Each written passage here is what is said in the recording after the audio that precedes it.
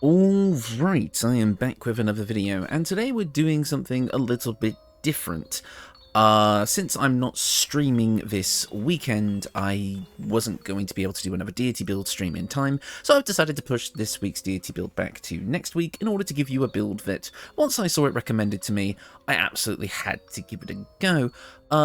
This is another build idea that came to me via YouTube commenter Wolfric, I believe. If I'm wrong about that, I apologise, who asked if I'd ever done a sleep-themed build before. Now, originally, I kind of discounted sleep as a status effect. The main way of achieving it, at least as far as I knew, was to use the sleep spell, which, while it is interesting to have a spell that can always give a guaranteed status condition, the HP requirements, and basically in the later game having to use really high spell slots to make it effective, it kind of drew me away from it. But then I did some more research, and I found that there are actually quite a few different ways to get sleep off that I didn't actually know originally, or at least I was somewhat aware of, but it was never at the forefront of my mind. So now, working with sleep as a status effect, I thought, okay, how am I going to get all of the kind of sleep spells? And then I was like, okay, Bard gets them all, perfect, and I can put an interesting theme on that. But as I did more research into the synergy that sleep has with other features, this build turned a lot more sinister over time. Initially I was going to do kind of like a drow, not temptress, I guess, I don't know what the word for it is, but someone who can very easily lull you into a sense of security, forcing you to fall asleep and then being able to attack you, while you're asleep, and then deal massive damage. But then I thought, wow, that's kind of dark urge.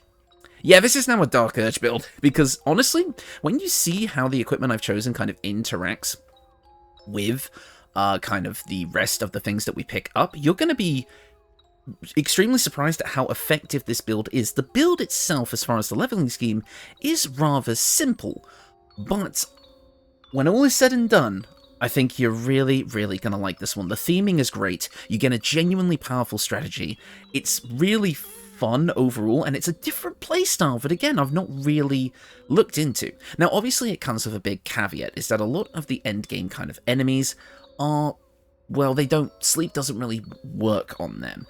Usually it only works mostly on humanoid-type enemies. There are a few exceptions, especially in the early game, but in the late game, a lot of those endgame bosses, like Steel Watchers, or even like bosses who are basically just flat-out immune to it just because, can lead to a bit of difficulty. However, when you find an opportunity to really help this build shine, it will. It'll really help in larger encounters using it as a crowd control method.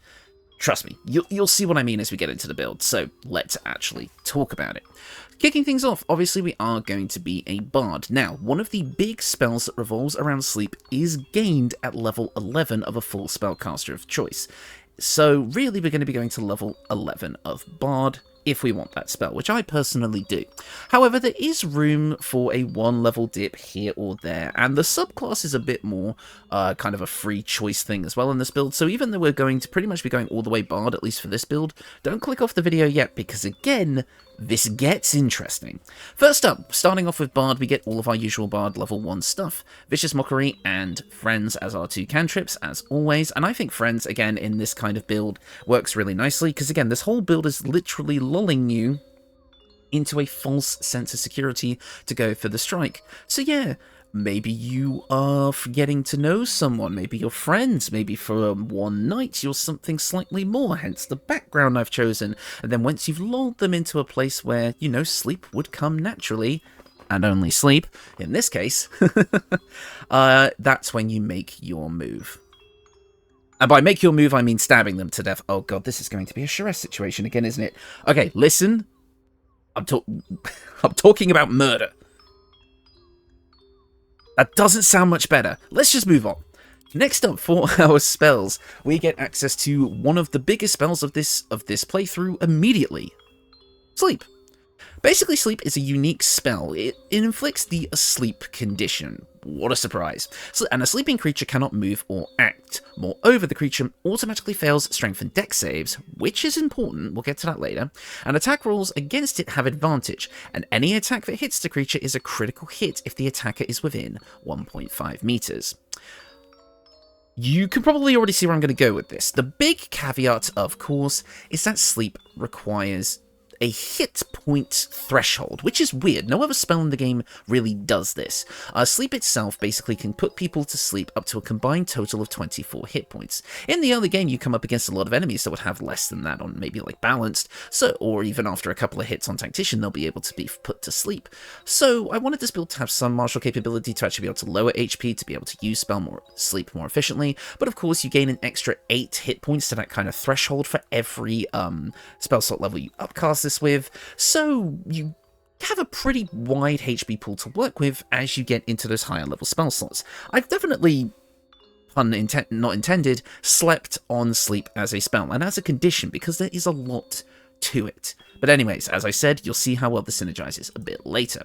Next up, Dissonant Whispers. This whole build, I kind of see it as using your voice, almost like you put people to sleep by literally singing a lullaby, hence the bard choice here. So I think basically going for voice stuff makes a lot of sense. So Dissonant Whispers being able to frighten enemies as well as Vicious Mockery doing its thing, you being able to use our voice just made a lot of sense here. As well as you're gonna get access to healing spells as well. Because I think if a voice is so soothing that it can lull people to sleep, it could do a bit of healing as well. So we've got Healing Word and Cure Wounds. Yes, this is a Dark Urge healer build, as well as a battlefield control build, but it's also a healer, which is a nice thing to have actually. As for our starting instrument, I've gone with the flute because it's a mouth instrument, but actually, for my personal preference, I would just take the instrument off, because for those of you that don't know, if you don't have a musical instrument equipped when you play a bard and you use bard spells, you whistle, which is using your voice, which I think works for this setup. As for our ability score improvements, you have a choice here. It depends on kind of what you want to go with. Basically, you want Charisma at 16, and you either want these 2 points at 10 or one of them at 12, Strength at 8, and then you kind of need to choose if you want Constitution at 16 or Dexterity at 16. Dexterity at 16 will work if you want a bit more armor class, and Constitution at 16, in my personal opinion, is a bit better because it's going to help you with those Constitution saving throw checks. However, you can swap these out however you like. We're still going to end up with 16 Constitution and 16 Dexterity by the end of the build, unless you decide to take an optional feat, which I didn't in this build, but, you know, the option will be there, because we're getting 3 feats at this build. So, we also gain access to a ton of skill proficiencies by taking Bard at level 1. Now, if you're playing this as a Dark Urge, you will obviously have the Haunted 1 background, giving you access to Intimidation and Medicine proficiency. However, if you decide to not make this a Dark Urge, which totally works, you could go with the Criminal background for Stealth and Deception, which I think also works well for this build. But with this build, we can pick up Medicine and Intimidation anyway if we want, as well as Sleight of Hand too, so feel free to kind of pick and choose what you want. You're definitely going to want Stealth. That is going to be an aspect of this build, and I think Sleight of Hand does also work as well. Deception, you definitely want, that fits the vibe of the build, and we got Intimidation and Persuasion anyway. And because I've gone with a Drow, we're also getting Perception as well, so a pretty decent selection of skill proficiencies at level 1 right there. So for Dark Urge, you'll have to change that a little bit, but overall, this will work. This is designed to be a Dark Urge build, because I think it works the best, but it doesn't have to be a Dark Urge build. It's not required to be a Dark Urge build. You just get some neat perks, and I like playing Dark Urge more than Tav, personally, but that's a personal choice. Don't mind me. Next up, at Bard level 2, we're going to get all that good stuff. We've got Jack of all trades, adding half our proficiency bonus to any ability checks that we are not proficient in, as well as a third short rest through Song of Rest.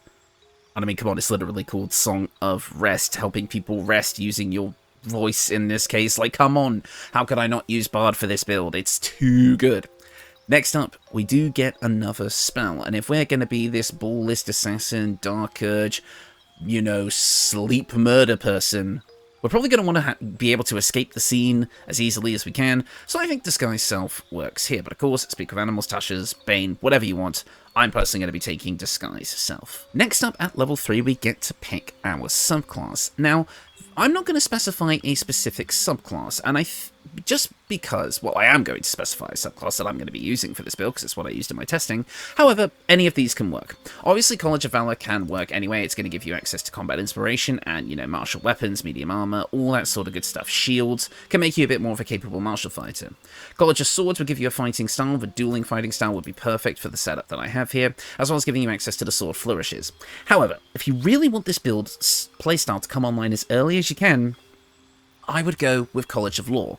While the spells we would want to get from Magical Sequence can still be attained at level 10, I would recommend playing College of Law because there is some interesting things we can get out of it that help our playstyle. So I would personally recommend going with College of Law to start, but maybe once you reach level 10, if you feel like there aren't any other Magical Secret spells that you would want from the level 10 variant, you can respec into College of Swords or Valor, or keep Law, whatever your choice is. The way I will build this build with the equipment means that you can still have a lot of martial capability without actually needing to use Swords Bard, but of course Swords Bard would give you things like extra attack and such as well later on. So while I would say start with College of Law, I can definitely see, and probably would recommend, a respec to College of Swords at level 10 for more martial capability, but it's entirely up to you. I did stick with College of Law throughout this whole build for the purposes of testing, and I personally found it to be really strong, because the extra spells you can get are kinda nice. So, I'm going to be going College of Law here, and I would recommend that as you play through this game. Naturally, I think College of Law for this playstyle will work better at the lower levels, but then College of Swords can come in later if you feel like you want that bit of a martial kick. Speaking of, let's now get into College of Law's abilities. We obviously get Cutting Words, using your wit to distract a creature and sap its confidence. Basically, Cutting Words allows you to do the opposite of Bardic Inspiration to your enemies, using your Bardic Inspiration charge, making them lose a die of whatever, attack rolls, saving throws, whatever, to their roll equal to your Bardic Inspiration die. So, there you go. Next up, we do get to get some extra proficiencies and expertise as a College of Law Bard. I am personally going to be taking Stealth expertise and Deception expertise, as well as picking up a couple of other skill proficiencies. We might as well go with Performance since we don't have it already. I also would say, like, again, if you would have Medicine at this point, you would pick up one of the other ones. If you're playing Dark Urge, so I'll pick up Medicine here just to kind of show what the actual stat spread would look like regardless, as well as you get to pick one more. I don't know what I would pick. Probably Acrobatics, actually. That makes a lot of sense.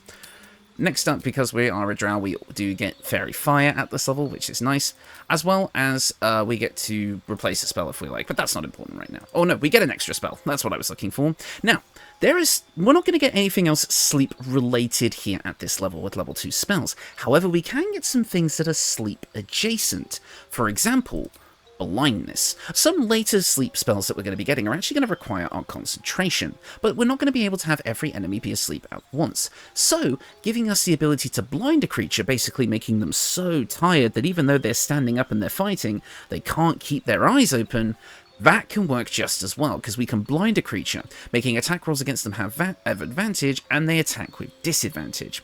But since this doesn't require our concentration, we can actually make good use of this interspersed amongst, our various sleep-stricken opponents, so I quite like blindness here. Next up, at Bard level 4, we're going to get to choose a bunch of stuff. We get our next cantrip, and it's up to you what you want to pick here. I'll go with Minor Illusion. And then also we do get another level 2 spell. And now the problem is when you want to get people to fall asleep, having a lot of noise around is really, really troublesome, especially when you don't want other people to hear their screams, when you start stabbing them. So let's pick up Silence, another kind of fun themed spell. This one does require our concentration, but it can be really useful for shutting down spellcasters if we're not able to get the sleep effect off on them. We could cast this maybe at the start of combat before we actually get into it, because this does count as a ritual outside of combat, and then you could just quickly cast Silence, get the battle kind of going, and then swap over to sleep. Because again, right now, sleep isn't using our concentration, so technically we can use Silence and sleep together at the moment, but we will get some options later on that we might want to be concentrating on more, so we don't need to worry about that at the moment. We can just play all these spells at the same time and just have a right old fun time.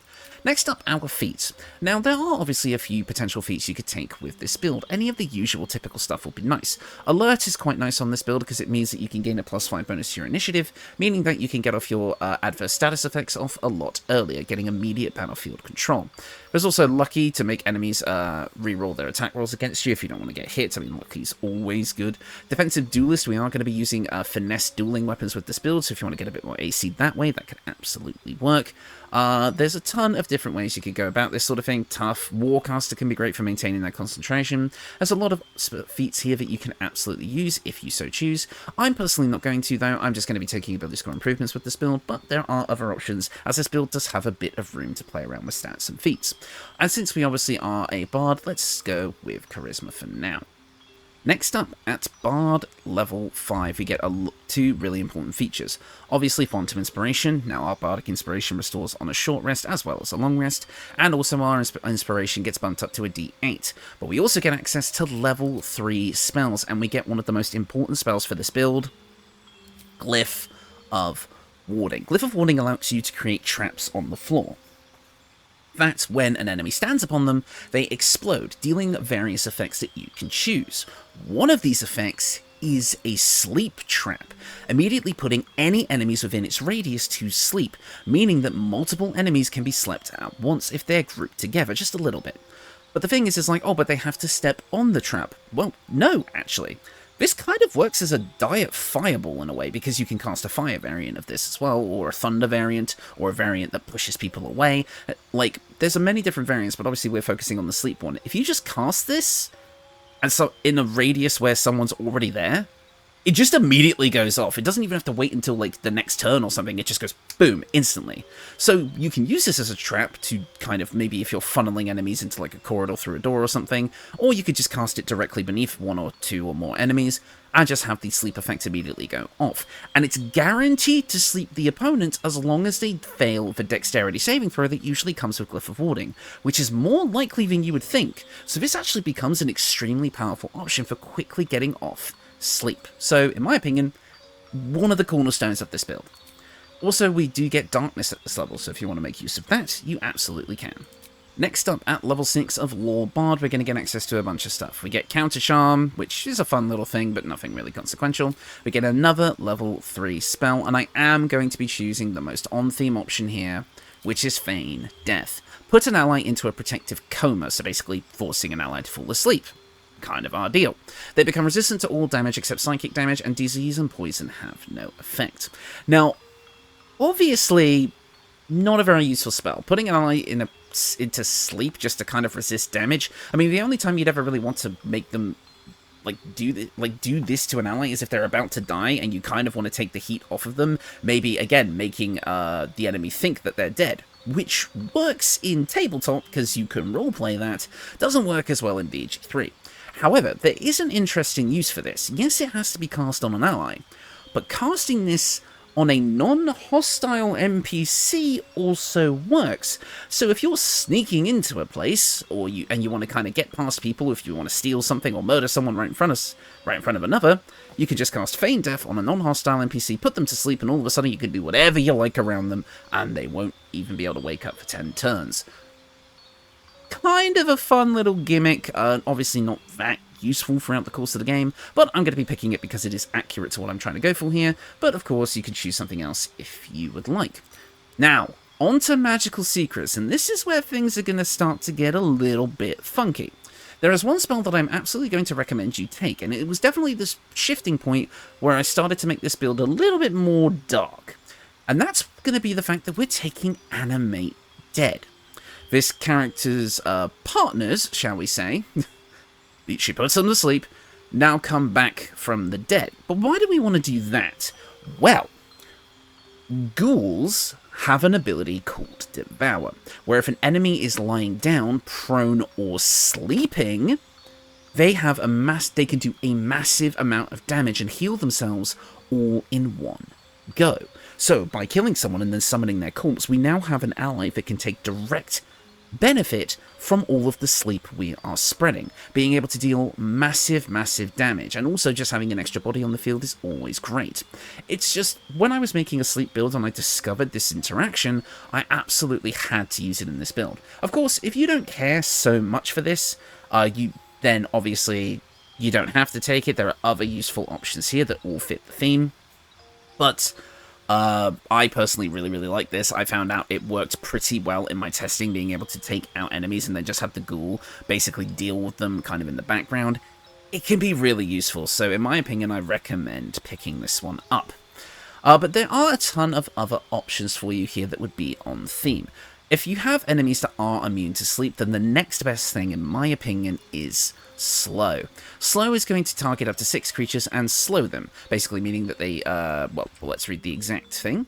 Basically, the affected entity's movement speed is halved, its armor class and dexterity saving throws are reduced by 2. The enemy cannot take reactions and cannot make more than 1 attack per turn, and it can only take either an action or a bonus action. This can affect up to 6 people at once for 10 turns as long as you maintain concentration. If you're not able to put a foe to sleep, you can make them so bloody lethargic that they're basically useless. And the fact that, like some of our sleep spells, this can target multiple enemies, if you have enemies that are immune to sleep, this can be seriously powerful and is my personal pick. But let's go over some other options that could be useful, that may be attractive to you, that you could potentially pick up at level 10. First up, Ray of Enfeeblement. Weaken a foe, they deal half damage with weapon attacks using strength. Again, making an enemy so tired that their body doesn't really want to move. Of course, Counterspell, as always, amazing option. Mass Healing Word is great if we want to go for that kind of healing with our voice vibe that we're kind of doing here. I personally quite like picking this one, maybe at level, either now or at level 10 with my build. That's what I did in testing. If you're not playing as a drow, you could get Darkness here, pick that up with the Eversight Ring, and you can make a nice big dark room for everyone to fall asleep in. Kind of fun. And obviously, Spirit Guardians, Haste, Arms of Hadar. There's a ton of other things here, but there are, like I said, there are a few more things here that kind of fit the vibe, so you can pick those up if you so desire. But these are the two that I'm going to be going with for now. At Bard level 7, we're going to get access to level 4 spells. Now, there is nothing immediately here that jumps out at me, at least initially, but I actually do think, again, if we're kind of using sleep a bit more loosely and kind of thinking about lethargy and, like, you know, being just absolutely exhausted, then confusion works. Because, of course, if people don't get enough sleep, they become completely doolally. And of course, we can basically instill this exhaustion, that's how we're putting people to sleep, but maybe we can twist it in a way that will make you so exhausted, but we won't actually let you sleep, causing confusion, which will confuse a group of creatures, causing them to attack at random, wander around aimlessly, and occasionally skip turns in the stupor. Yes, we are taking a lot of concentration spells with this build. However, like I say, if we really wanted to focus on our main method of using sleep at the moment just being the sleep spell, or Glyph of Warding, neither of those are concentration, so we can keep these other battlefield control spells up while still sleeping opponents. This is a very, very, very control-orientated build, and it works well. And here we are at Bard level 8, giving us access to another level 4 or lower spell. And since we're kind of doing this as a Dark Urge Ballist Assassin thing, and we have stealth expertise, let's pick up Greater Invisibility, allowing us to turn invisible, another way for us to be able to flee the scene. Now, the way Greater Invisibility is better than regular invisibility is because we can basically stay invisible as long as we succeed increasingly harder stealth checks. Basically, every time we attack, we have a chance to break our invisibility. But as long as we pass these stealth checks, which again, we have expertise in, we can keep this up. This is another concentration spell, but we can still make it work for us. And as long as we maintain these stealth checks, we can cast spells like Sleep, or do some stabbing with advantage. So, yeah, I think it works quite nicely for this build. We're also going to be able to pick up another ability score improvement. Now, if you want to max out your charisma here to kind of get the most out of your spell save DC, you absolutely can. Or you can bump up your dexterity to 16, kind of increasing our stealth skills kind of expertise there, as well as giving us a bit more AC. It's up to you whichever order you take these in. I'm going to take the dexterity now, though. At Bard level 9, we're going to gain access to level 5 spells. Now, there isn't any massive standout spells to me here. I mean, obviously, Hold Monster is always amazing, but I don't think it quite fits the sleep vibe, at least not to me. I'm going to go back to kind of using our voice to heal, and we're going to grab Mass Cure Wounds. If you took Mass Healing Word as well with your magical secrets, or if you plan to on the next level, you now pretty much have a full healer, which is great. Not only are we exerting battlefield control, we're also a really effective healer, which is just so good to have. Yes, we're a bit spell slot hungry, but what spellcaster isn't? Speaking of Bard level 10, here we are, meaning that we can pick up quite a few things, namely 2 more expertise. I'm going to be personally grabbing, well, since we're Dark Urge, let's grab that Intimidation expertise, because that feels like it makes sense with the Haunted One background, as well as maybe picking up the Sleight of Hand proficiency, so now we can just break into anything and anywhere to sleep murder people. Next up, another cantrip, whatever you like. I like Mage Hand. Then also another level 5 spell. Again, choose your favourite. I've probably missed something here that would make sense for this build, but I think we could go even Seeming or Dimension Door could be useful here. Entirely up to you, what you want to grab. I'm going to personally pick... You know, let's grab Dimension Door, actually. I feel like a teleport would actually be pretty good. Anyways, now we gain access to magical secrets again, giving us access to level 5 spells from multiple different spell lists. Now, there's not anything necessarily from the kind of level 5 or 4 range that I'm really looking for here, so we could just pick up some, like, standard powerful utility options here. In my testing, I did grab Mass Healing Word, again, kind of keeping on this theme that I've been discussing, but Counterspell, of course, is always really useful. Conjure Elemental, again, just putting another body on the board in addition to our undead creature could be really nice. Banishing Smite being the unique spell that it is if you're playing a more melee-oriented version of this build. Maybe you've gone with College of Swords at this point, you might want to pick this one up. It's quite unique, could be fun. Spirit Guardians, I guess, Haste. I might go with Counterspell here, because I do think it is quite useful. But there are also things like Sanctuary, which can just make you straight up invisible while you're exerting your control... Invincible while you're exerting your control spells, as long as you don't do any direct attacking. So, yeah, there's a ton of different things you could pick here that are all extremely useful for the build. So feel free to mix, match, and build to your heart's content as to what works for you. And next up, at Bard level 11, we're going to get access to our level 6 spells. And of course, as I said, there is a level 6 spell we have been waiting to use. Eye Bite. Eye Bite is one of the most powerful control spells in the game by far. This is our main concentration spell for the most part now at this level, unless you find some of the other options that we have here to be a bit more effective. Basically, our eyes become black corridors walled in teeth. Your gaze is capable of inflicting dread, sickness, or putting creatures to sleep. There it is. The sleep version of this basically allows us to spend our concentration to have a much higher chance of putting any enemy to sleep. If there is one specific boss character that you really want to take out of the fight with a sleep spell, this is how you do it. But of course, Eye Bite does have a couple of other variants that could be useful, but obviously sleep is what we're after here. Now, there is a slight caveat to this that kind of makes it slightly less synergistic with our overall playstyle, and that's the fact that Eye Bite's sleep status is technically slightly different than the regular sleep. It does all of the same things, but for some reason, this version of sleep does not work with the Ghoul's Devour. Which again, if you didn't care for that part of the playstyle, then just use Eye Bite to your heart's content. But if you did want to make use of that kind of undead bite thing, Eye Bite won't work for that, so be ready to keep that in mind. However, you still get all the other benefits of sleep, and the best part is, once you're concentrating on Eye Bite, you can recast it without spending another spell slot as long as you maintain concentration. And you can also cast the other variants by doing so, allowing you to spread sleep one by one as long as you maintain concentration, or inflict some of the other status conditions. Extremely powerful ability. It's great that we can recast it as well, since we only gain one level 6 spell slot. So, Eye Bite, you're going in the build. And finally, at Bard level 12, we're just going to get access to the kind of level 12 stuff. We get one more spell, and again, not really sure what we want to do here. It can be literally anything that strikes your fancy. I believe I took Hold Monster in my test footage, but I never ended up using it, so I will pick it here, but again, there's other things that could work. Oh no, I'm sorry, I took Shatter, because I kind of realized we don't actually have a lot of offensive spell options, so Shatter is just a pretty decent one, but of course, pick whatever you like here. You don't really need offensive spells. And of course, we do get another feat, so I'm going to take that ability score improvement and max out that charisma. And that is the build. Overall, what you're getting out of this is probably some of the most battlefield control I've had in a build since the Cryomancer. This is a really interesting and fun way to do battlefield control. Basically, putting enemies to sleep, either through the sleep spell, Glyph of Warding, or Eye Bite, is really going to allow you to maintain control over a large slew of enemies.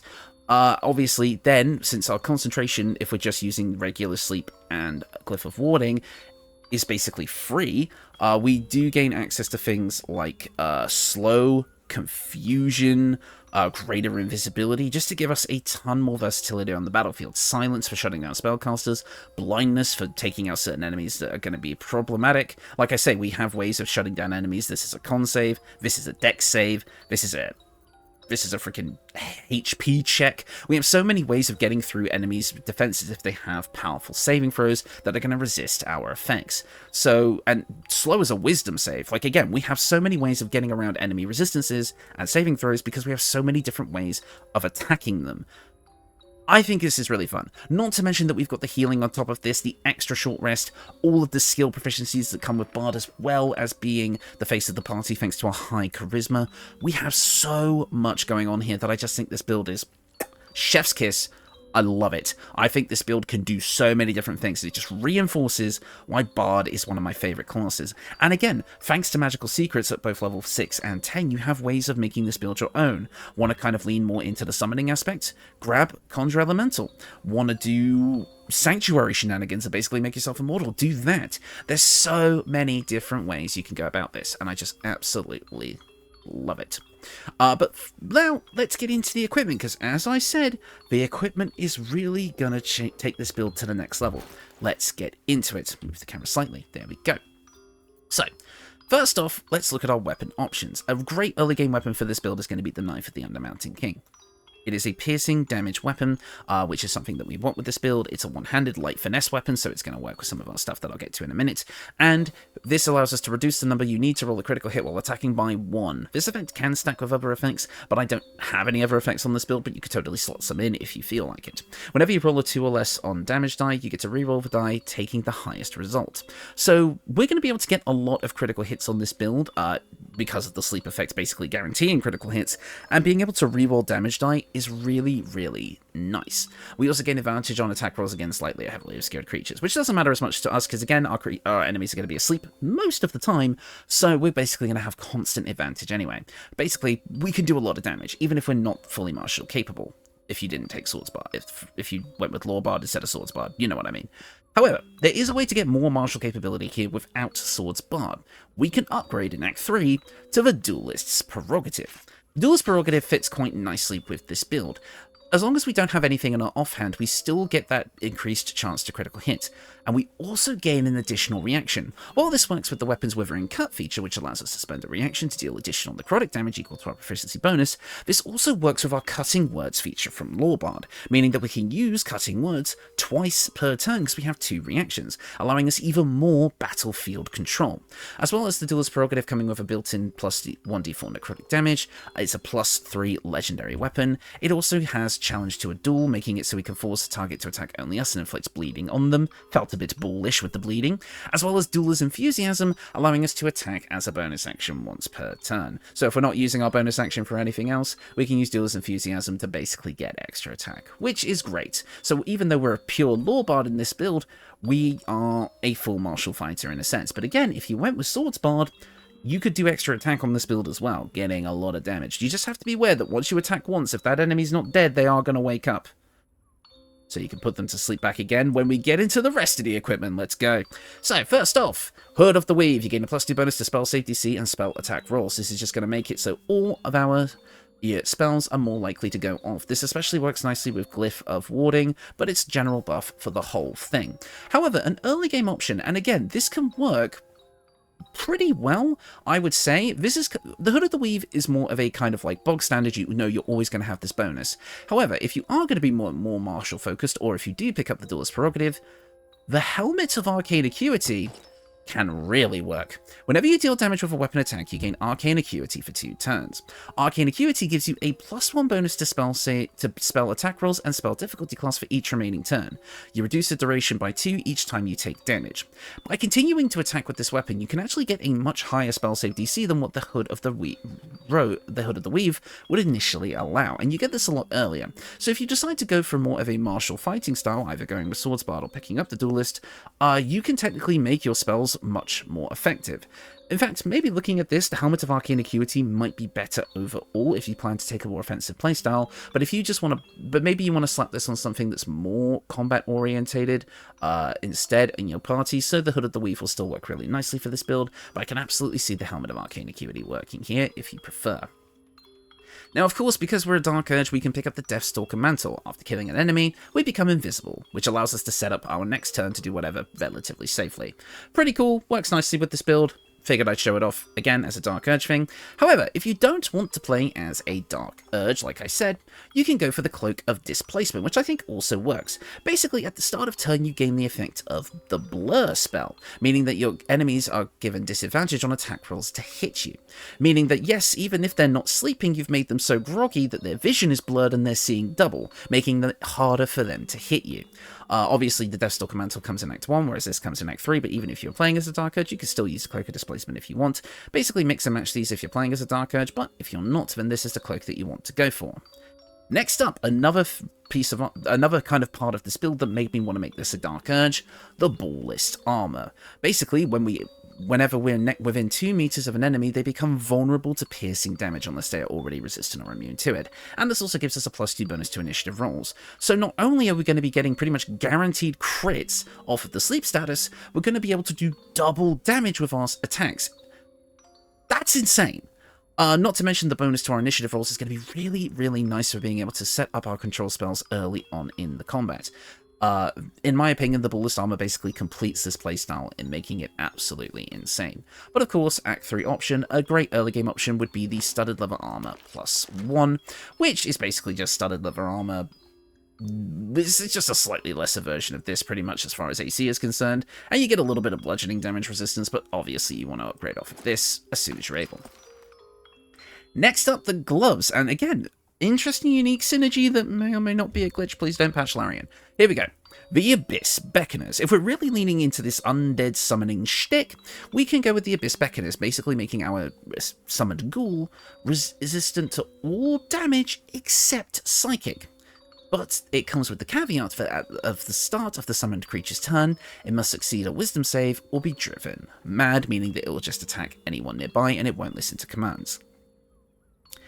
So the funny thing about ghouls and flying ghouls, which is another thing you can use with this build, they don't go mad. They have guaranteed saves against this effect, meaning that by using the Abyss Beckoners, you have literally no downside at all, which is insane, meaning that now you have a pretty tanky ally on your side, dealing these massive devour bites, inflicting a lot of damage. In fact, you'll see in the combat footage, like, how powerful the summon can be. I mean, unfortunately, they didn't actually get attacked at all, so we didn't really get to see the resistance in play, but you could see how they were succeeding their saving throw every turn, and even after the combat ended, if the combat footage lasts that long, you'll see that even, like, the effect was just proccing over and over and over again, and the ghoul saved literally every time. So it's pretty much guaranteed. So the Abyss Beckoners work really, really nicely with this build. However, of course, again, if you're not going down this animated dead route, because I know it is a bit of a gimmick, you may not want to focus on that, then the Wondrous Gloves would be perfect for this build, as they would give you a +1 to your AC, which, again, we only have 17 AC, which is a bit dangerous. However, the whole point is that with all the battlefield control that we have, it's not very likely that we're even going to get attacked. And we have a lot of ways of reducing our enemies' chances to hit us as well, so with cutting words and such like that. So, you know, the AC isn't the biggest concern, but if you throw the Wondrous Gloves on here, you get a +1 to AC and an additional Bardic Inspiration charge, giving you 6. So, if you don't care about the whole animate dead thing, then slap on the Wondrous Gloves and you're good to go. Next up, the Boots of Speed. Basically, this is kind of a throwaway slot anyway. Any generic kind of boots that's useful will work, such as the Boots of Speed, which will allow us to dash away as a bonus action and invoke disadvantage on opportunity attacks against us. Basically, kind of a light version of Disengage mixed with Cunning Action Dash to give us a really powerful effect. Again, battlefield controllers that like to avoid being hit in the first place definitely like having that maneuverability. And when at the time you get this really early in the game, you won't have many other uses for your bonus action at that point, so it's pretty much a free boon to just have around. You can also pick up the Disintegrating Nightwalkers, making it so most terrain effects won't affect you, as well as giving you Misty Step once per short rest, where a Drow kind of works. But another boot option that I don't have here that I also think could work would be the Evasive Shoes, just giving you a flat +1 bonus to your armor class, so that's also an option. Now, as we move on to the accessories, I'm kind of just pointing out sort of something obvious that I really couldn't leave out of the video, but I'm also going to kind of present an alternate take on this build that you may like. So, Here we have the Amulet of Selûne's Chosen. The Amulet of Selûne's Chosen gives you a unique cantrip called Selûne's Dream, which it heals an enemy. It heals someone for 1d8, but they also possibly fall asleep. You can use this once per long rest. Obviously, not really that good, but I had to point it out because it is a sleep effect, and we want as many of those as we can get. And if you wanted to make this a good character instead of a Dark Urge, then I could see this being a Selûne deity build. Drop a level of Bard, and pop that into a level 1 dip into probably Life Cleric, if I remember correctly, of Selûne. Whatever Selûne's domains are. I think she's also a knowledge thing, so kind of pick whatever there. Select Selûne as your deity and get the Selûne dialogue options, as well as things like guidance and such like that, and all of a sudden you have a pretty interesting Selûne deity build. Yes, you're dropping a feat, but since clerics come with the ability to wear medium armor, or even heavy armor, depending on the domain you take, you could just slap on one of those and not have to worry about your dexterity as much anyway, so you won't really need that third feat. So there you go. That could be a fun other way of doing this build, either this Dark Urge Assassin build that I have here, or a Selûne deity build, which I think is quite a nice distinction. But I would also recommend picking up the Spellcrux Amulet as well somewhere on your journey for that spell slot restoration. Again, we're playing a full caster that gets 1 level 6 spell slot. The Spellcrux Amulet would essentially give us 2 level 6 spell slots, which who doesn't want that? Next up, the Crypt Lord Ring. Since we're already summoning 1 undead, we might as well use Create Undead as well to give us another. This is just kind of thematic to the Summon Dead sort of thing. If you don't like that so much, you can slap on the Killer's Sweetheart instead, which would give you like a guaranteed crit, so, you know, either of those will work. But the Crypt Lord Ring is my personal choice for this kind of gimmick that we're going for. Can we click off the thing? Thank you. And finally, the Band of the Mystic Scoundrel. After hitting a creature with a weapon attack, you can cast illusion, stop saying that, illusion or enchantment spells as a bonus action. Basically, a lot of our spells are illusion or enchantment spells. Sleep is enchantment. Blindness is necromancy. Silence is illusion. What else do we have? Confusion. Greater invisibility. We have a few. We have quite a few. All of these can work. Dissonant Whispers could work. Vicious Mockery could work. So it just gives you a bit more freedom as to how you can use your action in your bonus action. Again, if you're going for a more martial focus, then being able to keep casting your control spells even after making an attack is really great. But it's not as necessary, as again, with the Duel's Prerogative, we have access to bonus action attacks. So it's basically choosing if you are playing the Swords Bard variant, it would just allow you to go for extra attack as well when you want to. But at the end of the day, it doesn't really change too much. It just gives you the freedom to kind of be able to do a bit more with your spell choices and when you use them. So it's a nice thing to have on this build overall, but if you feel like it's not actually aiding your playstyle that much, you can swap this out for something else. And that is the build. As I said, overall, this might be one of the most fun builds I've ever created. Its playstyle is pretty much wholly unique to it. I'm surprised I didn't come to this conclusion a lot earlier. Again, I kind of wrote off sleep as a status effect, and that was a mistake. A mistake that I have wholeheartedly learned from. And again, finding out all the unique and interesting gimmicks that kind of make up this playstyle and how certain things can kind of work together, you know, really helped to kind of make this build come together in a really fun way. And again, being able to take advantage of Sleep's guaranteed critical hits for massive damage thanks to the Ballist armor, and again, just how then the multiple reactions working with Lorebard. I mean, again, I personally recommend Lorebard. I think it is the most fun way to go full control with this build, and again, also play the healer, which I really, really like. But of course, most people are going to choose Swordsbard, because let's be honest, Swordsbard is one of the single strongest subclasses in the game, alongside Open Hand and Battlemaster and all that stuff. Again, maybe I'll do a legitimate tier list of the subclasses one day, because that joke one I did was bad. Maybe we'll do it on a stream. I don't know. Anyways, yeah, speaking of end of video stuff, let's talk about it. No stream this weekend, so no stream tomorrow. Mainly just because of the fact that I'm pretty burned out. I've been doing a lot of social stuff lately, which is great, but I feel like I kind of just want to spend time with friends and family this weekend to kind of just recover from events that have happened in my life recently. If you're a member of the Discord, you know what I'm talking about. So I'm just going to take a bit of a break from streaming this weekend, which is, again, why I pushed this deity build back. Today's deity build back to next week, so that we can do next week, so we can watch that video on the Friday, and then do another deity build stream the next day, possibly with some time for the Pokemon run as well later, if we kind of get the deity builds done quick enough. So yeah, probably I will make up for it with a slightly longer stream next weekend, but this weekend I'm just going to take some time to chill. I'm going to play some tabletop. I'm going to hang out with some friends. I'm going to spend time with my family. And yeah, I'm just going to take a bit of time for me. And you know what else I'm going to do? I'm going to sleep. Yeah!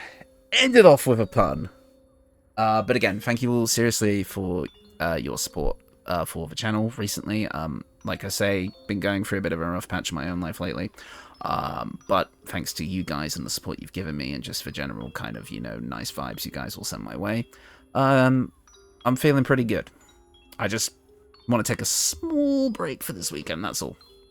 But yeah, videos have obviously been coming out really smoothly. Your guys' support has really helped me kind of, like, through watching ads and using YouTube Premium and stuff like that, has kind of really helped me to kind of be able to get through this kind of transitional period in my life, which, you know, I am extremely thankful for. I will always be thankful for that.